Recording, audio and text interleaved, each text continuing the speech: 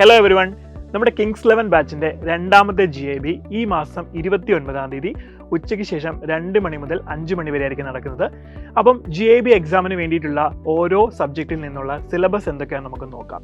അപ്പോൾ ഫിസിക്സിൽ നമുക്ക് ഉൾപ്പെടുത്തിയിട്ടുള്ള chapters units and measurements, motion in a straight line, motion in a plane, അതേപോലെ ലോസ് ഓഫ് മോഷൻ എന്നീ ചാപ്റ്റേഴ്സാണ്.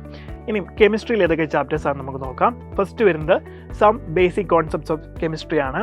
Then structure of atoms, classification of elements and periodicity in properties, then chemical bonding and molecular structure.